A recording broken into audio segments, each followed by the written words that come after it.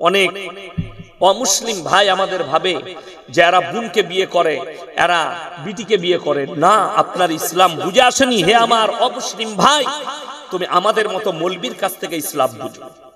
কোরআন খুলবেন, স্পষ্ট হয়ে যায়। সূরা নিসায় আছে, হুররিমাত আলাইকুম উম্মাহাতুকুম ওয়া বানাতুকুম ওয়া খালাতুকুম ওয়া বানাতুল আখি ওয়া বানাতুল উখতি। আল্লাহ পুরো চ্যাপ্টার দিয়ে দিয়েছে কার সঙ্গে বিয়ে করা জায়েজ, কার সঙ্গে জায়েজ নাই। তোমার মায়ের সঙ্গে, তোমার বোনের সঙ্গে, তোমার বিটির সঙ্গে, তোমার ফুপুর সঙ্গে আল্লাহ তাআলা একটার পর তোমার খালার সঙ্গে একটার পর একটা চ্যাপ্টার দিয়েছে, এবং কার সঙ্গে তোমার বিয়ে করা জায়েজ সেটাও বলেছে। আমি ইয়াসি, আমি আমার নিজের ফুপুর মেয়েকে বিয়ে করেছি, তার সঙ্গে রক্তের সম্পর্ক আছে? কথা বলে না এরা, রক্ত সম্পর্ক নেই। আপনি চাচাতো বোনকে বিয়ে করেছেন, তার সঙ্গে আপনার রক্ত সম্পর্ক নেই। আপনার মামার মেয়েকে বিয়ে করেছেন, রক্ত সম্পর্ক নেই, জায়েজ। মায়ের পেটের বোনকে বিয়ে করা জায়েজ নাই। ইসলামটা না বুঝে মন্তব্য করা খুব খারাপ। এক নম্বর গেল। দুই নম্বর, পৃথিবীতে যতগুলো মানুষ দেখছেন, আমি আল্লাহর সত্তা বুঝাচ্ছি, আল্লাহ কেমন সেটা বুঝাচ্ছি।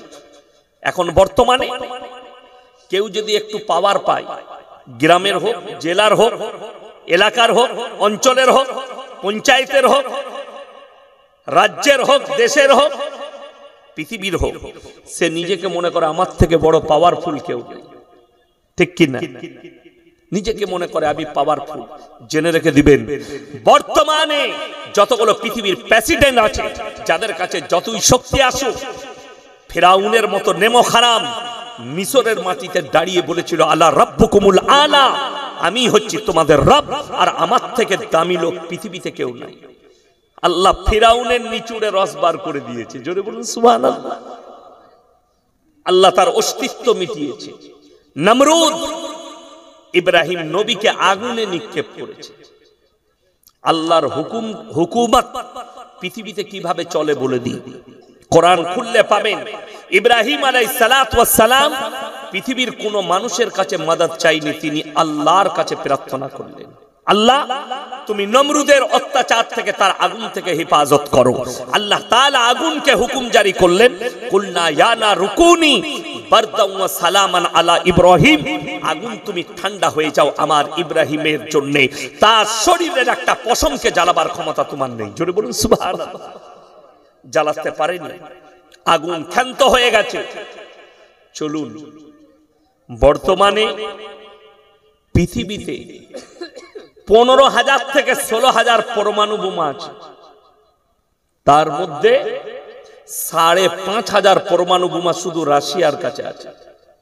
4,428টা পরমাণু বোমা আমেরিকার কাছে আছে। কয়েক লক্ষ সেনা আমেরিকার কাছে।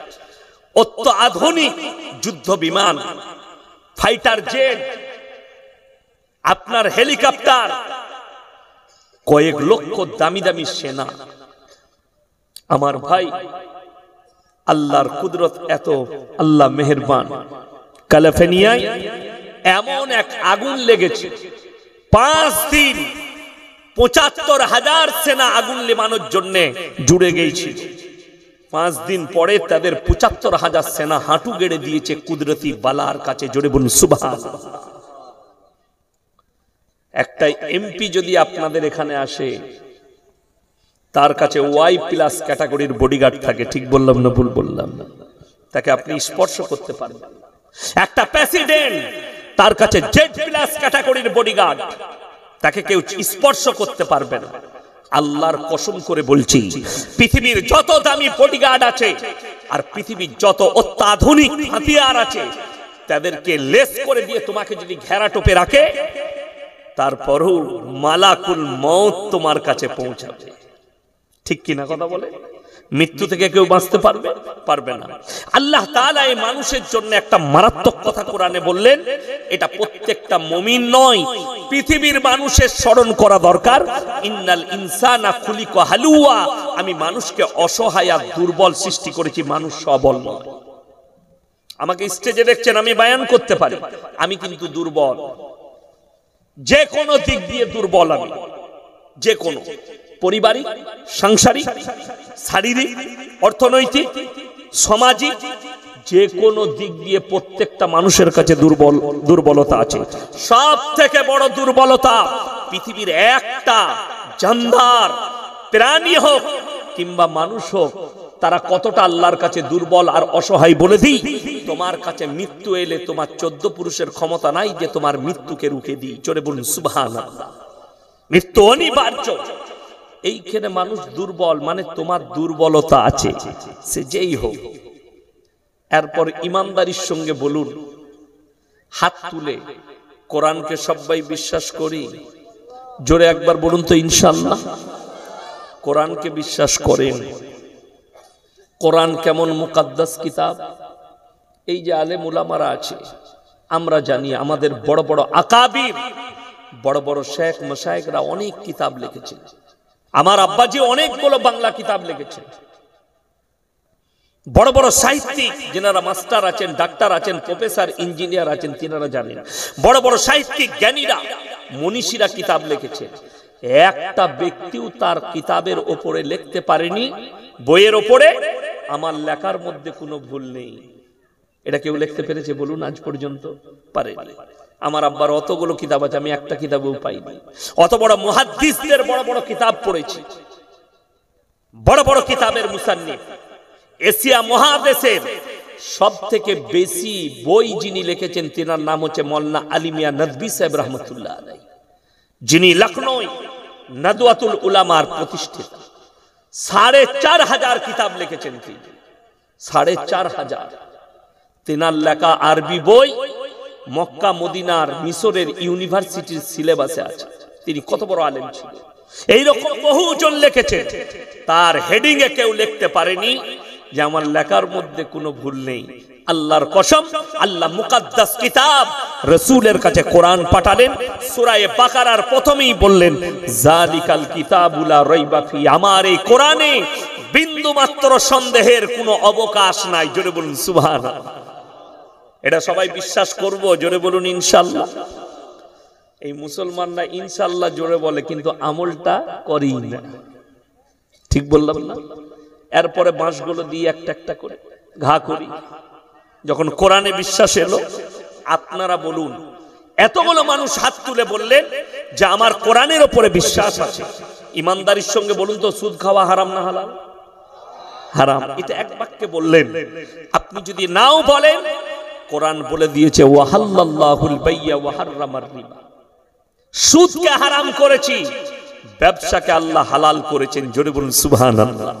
ব্যবসা হালাল প্লাস নবীজির সুন্নাত। জোরে বলুন সুবহানাল্লাহ। কিন্তু সুদ হারাম। এই যে সুদ হারাম আপনারা বললেন, তার মানে গোটা হরিহরপাড় থানায় একটাও মুসলমান আর সুদখোর নাই। ঠিক বললাম না ভুল বললাম? আছে না নাই? জোরে বলুন, আছে না নাই? আছে। এরপর বলুন, কোরআনে সুদ খাওয়াকে হারাম বলা হয়েছে। রাসূল আকরাম সাল্লাল্লাহু আলাইহি সাল্লামের হাদিস, কেউ যদি 1 টাকা সুদ খায়, সর্বনিম্ন স্তরের পাপ হচ্ছে নিজের মায়ের সঙ্গে 36 বার জিনা করার সমান পাপ হবে। জোরে বলুন নাউযুবিল্লাহ। এই পাপ জেনে শুনে যে মুসলমান সুদ খাচ্ছে, 1 নম্বর সে মায়ের সাথে জিনা করছে, 2 নম্বর সে আল্লাহর সঙ্গে যুদ্ধ ঘোষণা করলো না? যেহেতু কোরআনে নিষেধ করেছেন আমার আল্লাহ। আর এই নিষেধের পরে, জানার পরে যে মুসলমান সেই পাপ কাজ করবে, সে আল্লাহর বিরোধী কাজ করলো না? সেই লোক আর মুমিন থাকবে? কিন্তু দুঃখের বিষয়, আমাদের দেশে জুম্মার দিনে তারা আতর লাগিয়ে মসজিদে নামাজ পড়তে পায়। ঠিক বললাম না ভুল বললাম? সুদখোররা নামাজ পড়ে, মারাত্মক। তারা আবার আতরটা একটু দামি লাগায়, কেন? ভেতরটা গোটাই গুয়ের গন্ধ, তো ওপরটা একটু ভালো আতর লাগায়। আল্লাহ মাফ করুন। আমি কেন বয়ান করছি? আমার চাকরি যাবার ভয় আছে? কথা বলে না? আমার কিন্তু চাকরি যাবার ভয় নাই। ইমাম সাহেবরা জুম্মার দিনে বয়ান করলে তাকে তুমি সকালবেলায় তাড়িয়ে দিবে। আমাকে যদি এখনই কমিটি বলে হুজুর এসব বয়ান করবেন, আমার গাড়ি রেডি আছে, নামবো, পালিয়ে যাবো, পয়সা ফেকো, তামাশা দেব। আমি আবার যেখানে আসবো এই কথাটাই বলবো, নিতে পারলে নিবি, নাহলে আমাকে বাদ দিবি। আচ্ছা, আমি হক বললাম না হক বললাম? এটা সত্য বললাম না মিথ্যা বললাম? মৌলবীর কলার ধরা খুব সহজ, আমাকে গালি দেওয়াটা সহজ। আল্লাহর কসম করে বলছি, তুমি কোরআনের আয়াতটা কিভাবে কাটবে? রাসূলের হাদিসকে কিভাবে পরিবর্তন করবে। আজকে বেঈমান কাফেররা তাদের মেহনতে কামিয়াব, আমরা আমাদের মেহনতে নাকাম। জলসা করছেন, মাদ্রাসা জলসা, দাওয়াত ও তাবলীগ, কত মেহনত চলছে, তারপরও মুসলমান নাকাম। কেন? বেঈমান কাফেররা কিভাবে কামিয়াবি লাভ করেছে দেখে। তারা অর্থের সাহায্যে খেলেছে। সাহাবীদের কাছে অর্থটা মূল্য ছিল না, সাহাবীদের কাছে ঈমানের মূল্য বেশি ছিল। জোরে বলুন সুবহানাল্লাহ।